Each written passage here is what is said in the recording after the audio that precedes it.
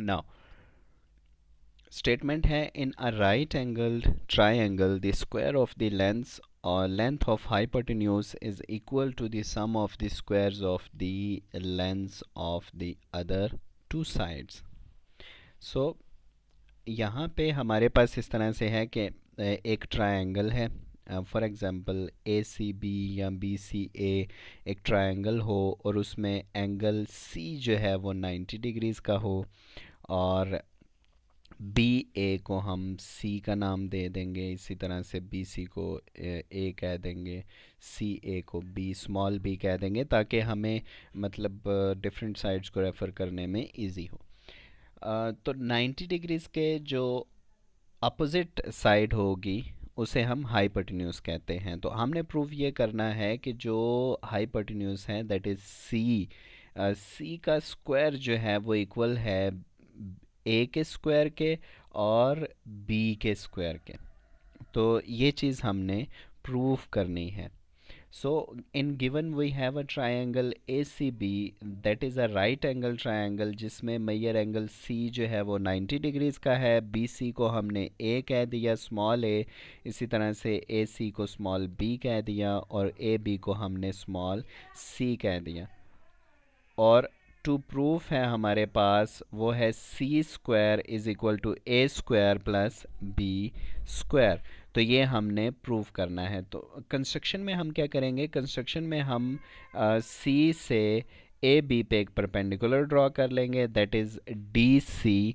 तो हमारे पास दो ट्रायंगल्स बनेंगी जो कि है सी डी ए और सी डी बी। तो सी डी ए को हम अलग से बना लेते हैं एक ट्रायंगल को जिसमें ये साइड x जो है ये मौजूद है, इसी तरह से सी डी यानी कि इसे हमने h कह दिया है, सी डी को ये हमने लिख दी, और ए सी जो है वो इसका हाइपोटेन्यूज यानी कि इसकी एक और साइड बन जाएगी। इसी तरह से दूसरी ट्रायंगल जो सी डी बी है इसे भी हम अलग करके बना लेते हैं ताकि समझने में आसानी हो। तो ये दो ट्रायंगल्स बेसिकली इसी ट्रायंगल में ही मौजूद हैं। तो ये जिसे 1 से लेबल किया गया वो हमने अलग बना दी, और जिसे 2 से लेबल किया गया है वो भी अलग बना दी।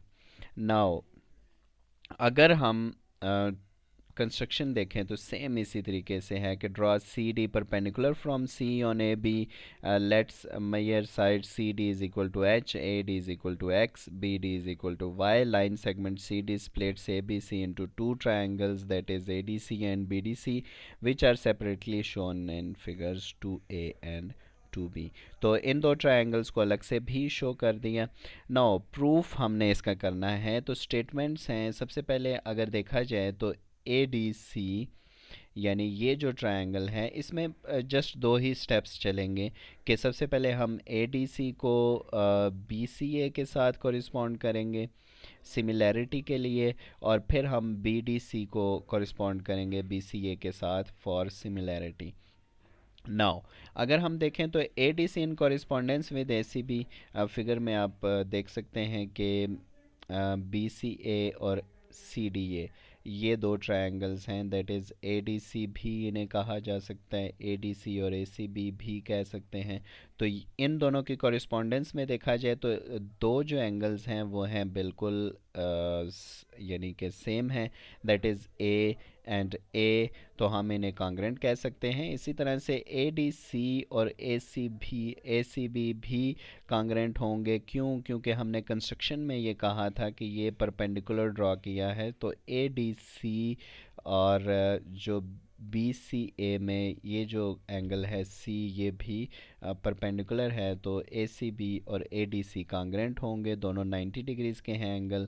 और C will be congruent to B, क्योंकि किसी भी ट्रायंगल में अगर दो एंगल्स कॉन्ग्रेंट हैं तो तीसरा एंगल भी कॉन्ग्रेंट होगा, बिकॉज़ ये supplementary angles congruent supplementary angles का ये रूल है कि किसी भी ट्रायंगल में तीन एंगल्स का सम किया जाए। For example A angle and B angle जो है इसका इन दोनों का सम किया जाए तो थर्ड एंगल जो है यानी 180 में से माइनस करने के बाद जो एंगल बनता है वो थर्ड एंगल होगा। फॉर एग्जांपल अगर ये 90 डिग्रीज़ का है और ये 45 का है तो 135 टोटल बनता है। 180 में से इसे माइनस करें तो आपको 45 डिग्रीज़ मिलेगा। दैट इज़, और इसी चूँकि ये दोनों इक्वल हैं तो इन दोनों का रिज़ल्ट सेम आएगा, यानी 180 में से ये दो एंगल्स माइनस किए जाएं, ये दो एंगल्स भी माइनस किए जाएं। चूँकि इन दोनों का सम इक्वल है